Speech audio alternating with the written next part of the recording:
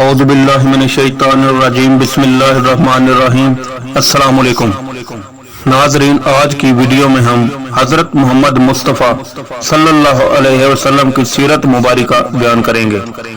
حضرت محمد صلی اللہ علیہ وسلم تمام انسانیت کے لیے اللہ تعالیٰ کے بھیجے ہوئے آخری نبی ہیں۔ آپ صلی اللہ علیہ وسلم کی زندگی رہتی دنیا تک انسانوں کے لیے بہترین نمونہ ہے۔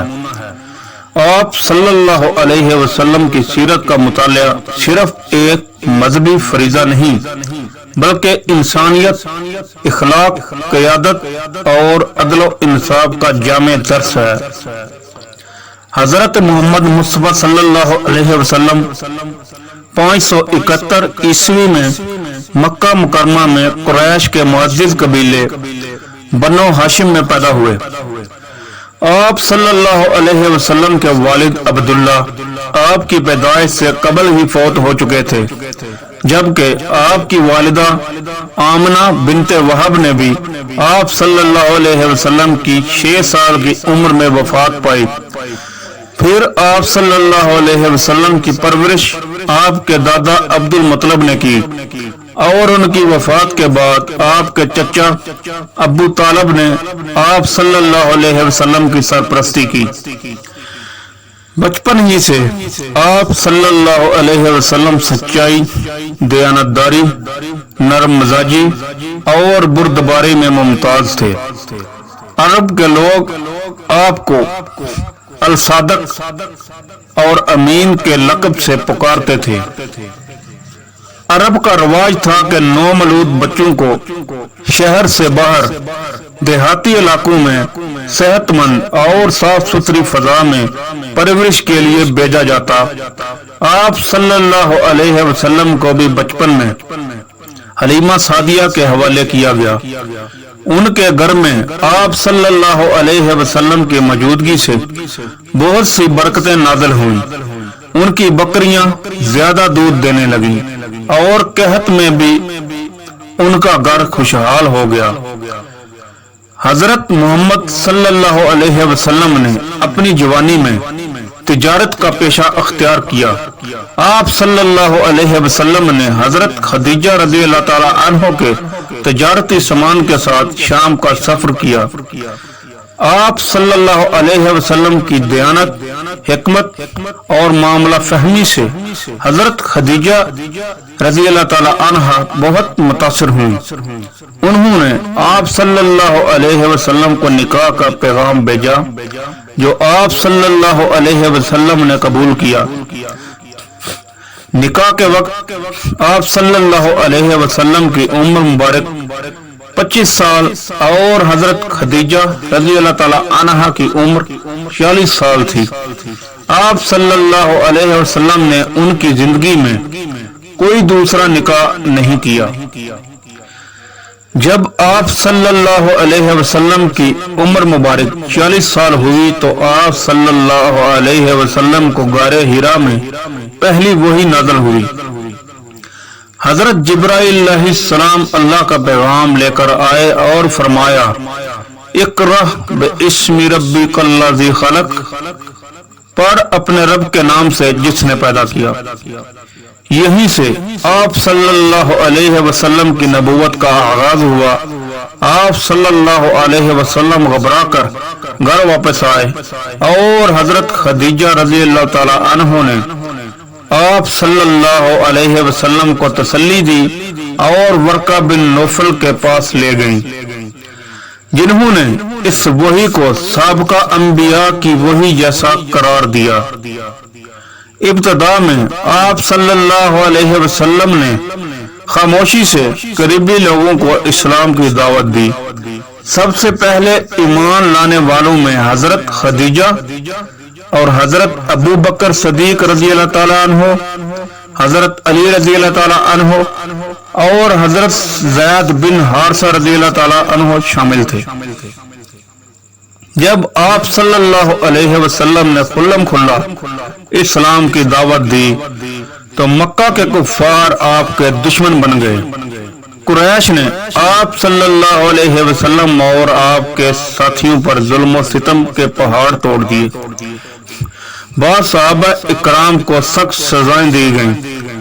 حضرت بلال رضی اللہ تعالی عنہ کو گرم ریت پر لٹایا گیا اور پتھر رکھے گئے، لیکن وہ مسلسل آہد آہد پکارتے رہے۔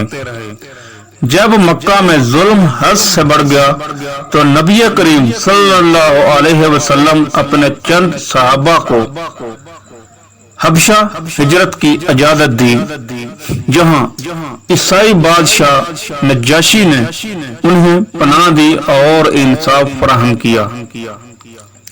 قریش نے بنی ہاشم پر سوشل بائیکاٹ نافذ کر دیا اور انہیں شعب ابی طالب میں محصور کر دیا۔ 3 سال تک یہ قبیلہ بھوک پیاس اور تنگ دستی میں رہا، لیکن کسی نے دین اسلام سے روگردانی نہ کی۔ شام سے واپسی کے بعد نبی کریم صلی اللہ علیہ وسلم کے 2 بڑے حمایتی حضرت خدیجہ رضی اللہ تعالی عنہا اور حضرت ابو طالب وفات پا گئے۔ یہ سال عام الحزن کہلایا۔ ان دونوں ہستیوں کے چلے جانے سے آپ صلی اللہ علیہ وسلم کو شدید صدمہ پہنچا۔ آپ صلی اللہ علیہ وسلم نے اسلام کی دعوت کو وسعت دینے کے لیے طائف کا سفر کیا، لیکن وہاں کے لوگوں نے نہ صرف انکار کیا بلکہ آپ صلی اللہ علیہ وسلم کو پتھروں سے زخمی کر دیا۔ آپ صلی اللہ علیہ وسلم نے پھر بھی ان کے لیے بد دعا نہ کی بلکہ فرمایا، اے اللہ میری قوم کو ہدایت دے، یہ مجھے جانتے نہیں۔ اللہ تعالیٰ نے آپ صلی اللہ علیہ وسلم کو روحانی طور پر تسلی دینے کے لیے معراج کا شرف عطا فرمایا۔ ایک رات آپ صلی اللہ علیہ وسلم مسجد حرام سے مسجد اقصی تشریف لے گئے اور پھر 7 آسمانوں پر تشریف لے گئے۔ وہاں آپ صلی اللہ علیہ وسلم کی ملاقات حضرت آدم علیہ السلام، حضرت موسیٰ علیہ السلام، حضرت عیسیٰ علیہ السلام، حضرت ابراہیم علیہ السلام سے ہوئی۔ آپ صلی اللہ علیہ وسلم کو نماز کا تحفہ عطا ہوا۔ جب مکہ میں اسلام پھیلنے سے قاصر ہو گیا تو اللہ تعالیٰ کے حکم سے آپ صلی اللہ علیہ وسلم نے مدینہ ہجرت فرمائی۔ مدینہ کے لوگ آپ صلی اللہ علیہ وسلم کی دعوت پہلے ہی قبول کر چکے تھے۔ وہاں آپ صلی اللہ علیہ وسلم کا شاندار استقبال کیا گیا۔ اس واقعہ کو ہجرت کہا جاتا ہے اور اسلامی تقویم کا آغاز اسی سے ہوتا ہے۔ مدینہ میں آپ صلی اللہ علیہ وسلم نے ایک فلاحی اسلامی ریاست قائم کی، مہاجرین اور انصار کے درمیان بھائی چارہ قائم کیا، یہودیوں اور دیگر قبائل سے معاہدے کیے، سب کو برابر کے حقوق دیے۔ مسجد نبوی تعمیر کی گئی جو حکومت، عبادت اور مشاورت کا مرکز بنی۔ مدینہ میں مسلمانوں کو دفاع کے لیے کئی جنگوں کا سامنا کرنا پڑا۔ غزوہ بدر 2 ہجری کو ہوا۔ 313 مسلمانوں نے 1000 قریش کے لشکر کو شکست دی۔ یہ اسلام کی پہلی بڑی فتح تھی۔ غزوہ احد 3 ہجری کو ہوئی۔ مسلمانوں کو وقتی شکست ہوئی، لیکن سب کا حاصل ہوا کہ اللہ کی اطاعت میں کمی نقصان دیتی ہے۔ غزوہ خندق 5 ہجری کو ہوئی۔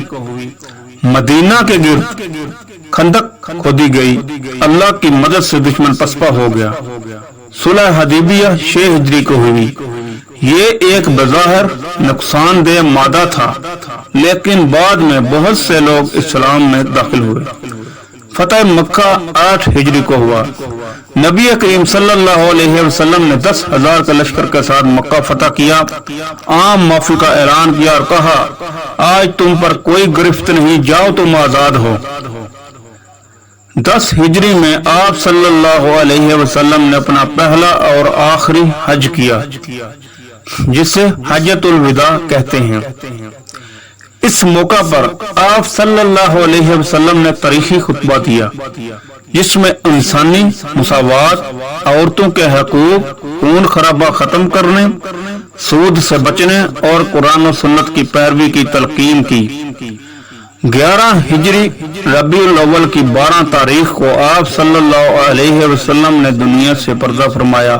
آپ صلی اللہ علیہ وسلم کی وفات مدینہ میں ہوئی اور آپ صلی اللہ علیہ وسلم کو مسجد نبوی میں دفن کیا گیا۔